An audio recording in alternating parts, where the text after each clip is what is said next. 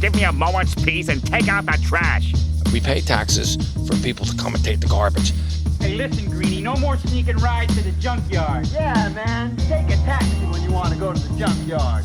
Welcome to Hot Trash Unlimited, the COVID sessions, where me, Joe, and me, Caleb, go to our living room and watch one of the movies that went on demand.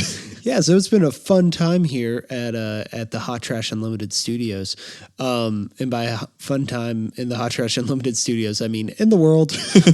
Yeah, theaters are closed, but luckily we have a backlog of episodes that, because of many reasons, we haven't had a chance to get out. And since a lot of those movies that we were going to see in theaters are on streaming now, we'll just keep making these homebound episodes. But Joe, what did we see this week? We saw The Hunt, the most talked about movie of 2020 that no one has seen yet, and probably no one will because, oh man. Yeah, and I think if they do, not many people are going to talk about it. No. It's actually gonna get talked about less because of people seeing it. Joe, what's The Hunt about? The Hunt is about 12 people, 12 just Southern, I was gonna say gentlemen, but women too. And they're not all Southern. Ike Barinhall was from Staten Island. True. You get hunted by liberal elites. Yeah. As the movie likes to shove down your throat. Because of cancel culture. Mm-hmm. What is happening? What is all of this? Did you see that article? Every year, these liberal elites kidnap a bunch of normal folks like us and hunt us for sport. The last I heard, free speech still exists. Don't First Amendment me. It wasn't real. I guess the first thing we should answer, because this is a very politically driven movie, which... It tries to be. It sure does try to be. I don't think if you watch the OG trailer that got this movie in trouble and made it be delayed, I don't think you would get that's that political. Mm-mm. Like, I definitely, was it the political thing that got it delayed the first time, or was it there was a mass shooting like the week before it came out? I thought that was what got it delayed. I thought it was the deplorable and then statement, they turned it into a political thing. Maybe. I wouldn't be surprised either way. I will say that while I don't think either of us loved this movie, the marketing campaign post being delayed was pretty good. Oh, yeah. I mean, everybody called it when it got delayed. They're like, oh, they're going to use Trump as a marketing ploy now. Oh, yeah. Why and they not? did. I think this movie is off to a bad start when it opens up with like at least 2.5 minutes of just texting, which is fine. I'm all for creative intros and stuff. But if you're, I just feel like you're off to a bad start if I'm having to read a bunch of very contrived text conversations. I was making lunch off to the side and Caleb was reading it aloud. Well, you kind of have to, because it's kind of such a like non-way to start the movie. I'm used to reading during movies because I watch movies with subtitles a lot. But just for some reason, this really threw me off. But then we get our characters. They're in the Hunger Games, I guess. They all wake up. Well, no, we get the plane first. Yeah, we don't need to talk about the plane. That's just there to remind people that this is a horror movie. Horror. Thriller, action thriller. Excuse for B-movie. Excuse for some vague politics. But we get all the people, and we get a solid good 10 minutes of just people being picked off. Get a nice fake out. Yeah. They get woken up in a field. We think we're following this one blonde lady. They get some guns, and then they just start dying. There's fake out after fake out after fake out. Before we finally get to our main character, Crystal May. She's a veteran, which... She was in Afghanistan. Apparently translates to being a super soldier. Well, while she was in Afghanistan, she got the Captain America serum. Yeah. She got trained by Black Widow and Hawkeye. She can now do all the flips It was and actually tricks. Budapest, not Afghanistan. And yeah, then it's just continuing fake outs until we find out halfway through that the whole reason this is going on was because... Those 12... redneck conservative people wanted to cancel all these rich people who, very convincingly were joking about murdering people. Yes, extremely. They were very convincingly joking about the plot of the movie that happened. Yeah. And so it turns out into this whole thing where it's like misinformation, but the misinformation turns out to be true. And what's true in the end? And the center is the only place to be politically. Because look at all these people, and you don't know Crystal's political beliefs, and you should be like Crystal. Okay, what's wrong with this movie? I think So it's trying to be political, but it's trying its hardest. Its understanding of politics is we're gonna just say things that people do. Like we're just gonna do all the Twitter hashtags. Yeah, like we're gonna talk about crisis actors, but we're also gonna punch those liberals in the belt. We're gonna joke about how they're all white people who listen to NPR, and I'm a white person who listens to NPR. I'm always here for those kind of jokes. And there was at least one that I found funny, but it's one of these things where it's like, you're not saying anything. No, they're saying things, but there's nothing behind it. It's all empty. It reminded me a lot of a movie that gets brought up a lot on this podcast that we didn't do an episode about. Black Christmas. I was going to say when we were doing it, I was like, man, this is like Black Christmas, except it's kind of entertaining. But I'd actually It's trying to say as much as Black Christmas did, but it's slightly entertaining. I've come up with a word for these type of movies. Blumhouse movies. No. No, because I don't think Black Christmas was Blumhouse. Yes, it was. Okay. It wasn't SKG or whatever. No, it was Blumhouse. They're grocery bag politics movies. Ooh, that's good. You know the classic song Bedrock? I can make your bed rock. And how one of the lines just ends with someone yelling, and I got a grocery bag. Yeah, it's like that line means nothing. They just needed something to end the line. This is the same. We want to talk politics. We don't have anything to say. We're just going to throw politics words in there. Politics words, man, just beautifully phrased. Even down to there's an Animal House like extended reference in this that basically at the end of the movie, they admit, yeah, this means nothing. This is kind of dumb. Surface level understanding of Animal Farm. Yeah, Animal Farm. What did I say? Animal House. At least I didn't say Animal Crossing. What'd you like about this movie, Caleb? Oh, yeah. There were things that were not the bad things. I would say the lead actor, who I don't have her name in front of me, she had a very engaging performance. It was very bizarre. It had very weird cadences.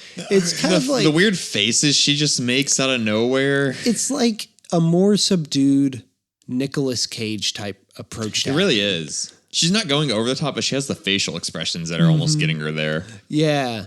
So she was good. And I think, Hilary Swank was passable in her role as the big bad. And that final fight scene between the two of them, pretty solid. Like that. I think it went on a little too long, but yeah, pretty solid fight choreography all around. Also, I think you feel a little differently. This felt like a very quick movie.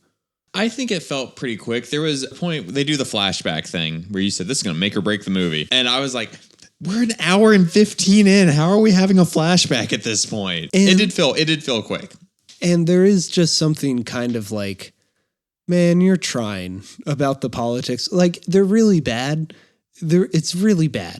I feel like they're just going for shock politics though. Yeah. Like everybody's just the extreme stereotype. Yeah. But it almost makes me feel superior to the director because I'm like, I could do political commentary better than you, which like makes me just as bad as the people in this movie. Man, this must say something real about me and the society we live in. There was some entertaining, that first 10 minutes at the Hunger Games-esque cornucopia going on. There was some entertaining blowing up of people going on there. And it was also strung throughout the movie. This movie also, just another reason why it clearly doesn't want to engage with like real political theory, doesn't really have anything to say about like race or class. It's just there's rich and then there's normal. Yeah. And that's it. But like they make jokes about cultural appropriation and stuff and being problematic. The kimono. But they don't really get into like institutional racism or stuff. And sure, maybe they don't need to, except they do because this is a movie about like political discourse in it's sure modern day America. Trying to be about it. Yeah, but it doesn't know how to address those. No, it's everything surface level. Yeah, comparing it to Black Christmas. Okay, which do you like more? This Black Christmas made me angry. The Hunt doesn't have anything to say, but Black Christmas sure did, and Black Christmas was bad at it too, while not being entertaining at any point. What do you think Black Christmas was saying that this stuff wasn't? Well, they're on two different subjects. This one's about class, and the other one was about toxic masculinity and feminism. That is some weird ass toxic masculinity. Yeah, because Black Christmas is much more specific. Yeah. And it's one of those things where it's like, well, because you're getting more specific, it feels like there's a lot more room for error because of that. There's like more at stake. But here, I'm not sure what you're saying. Exactly. So it's not saying anything. This is a more exploitative film. I can enjoy the violence. Where in Black Christmas, I felt bad. Well, I didn't enjoy the violence because it wasn't good. But even if it was, I would have felt bad because of like the subject matter. Yeah. Well, and it's easy to hate almost everybody in this movie because of how of a stereotype they are. Was there any character? Because like besides the performance of our main, I don't think there was a character in this movie I liked. And I didn't like the main character. I just liked the performance. I didn't like any of the characters really. I liked some of the just exchanges that went on. Like when they get to the gas station for the first time, everything in the gas station is pretty fun. It is led by Ike Barinholtz, who is a fun person. I always find it funny whenever they go into, I have 7 guns. And they're like, wait, why? And then immediately after, when Crystal gets there and she's like, wait, cigarettes are only $6 in Arkansas. You messed up. Which, how does she know that? She lives in Mississippi.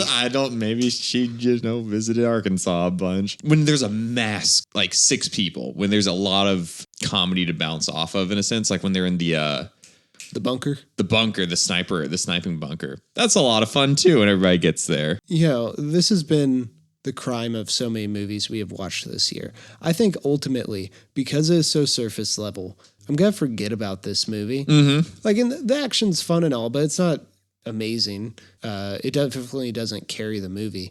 So I feel like I'm going to forget about this movie. It's just unfortunate because like this year, so much is getting delayed and pushed back and stuff. Out of all the movies that have come out, is this just going to be the most forgettable year for film? I mean, probably. When Sonic the Hedgehog is all I can think about, I don't remember. We saw Underwater. You liked Birds of Prey. Birds of Prey did come out. Forgot about that. And Invisible Man. Man. We didn't review Invisible Man, though. The three movies I've enjoyed this year were Sonic the Hedgehog, Invisible Man, and The Photograph. But even then, I don't see any reason to revisit any of those movies. It's unfortunate. And there was a lot to look forward to, in my opinion. Well, I was looking forward to a lot. Well, and luckily, a lot of that will probably come to streaming, and we can talk about that on the next episode of Hot Trash Unlimited, the COVID sessions. But first, Joe, was this movie good, bad, or hot trash? I think you hit the nail on the head. It's forgettable. Yeah. It's unfortunately, it could have gotten to the point of hot trash. Like with some of the things these people are spouting out of their mouths, could have been super entertaining, but I don't know where they missed the mark, but they missed it. There's something I do when we're hanging out and it's been late at night where I'll just start saying things. I'll just start being like, as an anarcho-capitalist. Just because like I'm tired and for some reason my brain thinks it's funny to bring up random political philosophies. That's what this movie is, except I watched it in the middle of a Sunday afternoon, and part of me wanted to say it was hot trash just because we haven't had a good hot trash movie in a while, but the integrity of the podcast wins out. This is just a bad movie. You can skip it. Go ahead and watch, I don't know, Invisible Man's on streaming. Go ahead and watch that. I don't know what we'll see next. It's kind of up in the air. Whatever we're feeling. Honestly, Fantasy Island will probably be the next episode out. Like I said, we have a few backlog episodes, so I might put out I Can Only Imagine next just because that one's actually... I still believe you've still kept messing that up, man. That was the last movie I saw in theaters, and I'm bummed. All right, y'all. Y'all stay safe. Wash your hands.